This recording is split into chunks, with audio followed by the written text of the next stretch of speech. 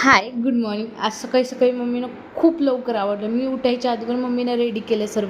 मम्मीनं, मामीनं आणि मी रेडी होऊन गेले होते. आज छानपैकी मी रेडी झाले आणि स्कूलमध्ये गेले. कारण की स्कूलमध्ये आनंदनगरीचा कार्यक्रम होता. सायंकाळी मला पाहिलं की लवकर आली माझ्याकडे आणि स्कूलमध्ये छानपैकी लेकरांनी खूप सारे स्टॉल लावले होते. वेगवेगळ्या पद्धतीचे आयटम्स त्यांनी लावले होते. कुणी आप्पे, कुणी ढोकळा, कुणी वेगवेगळे सलाड असो, वडापाव असो, पावभाजी असो, खूप सारे असे.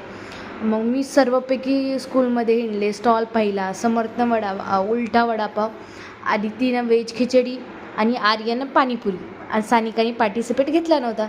सानिका म्हणली मला नको, मी फक्त समर्थला हेल्प करते. मग सानिकाने पार्टिसिपेट नाही घेतला.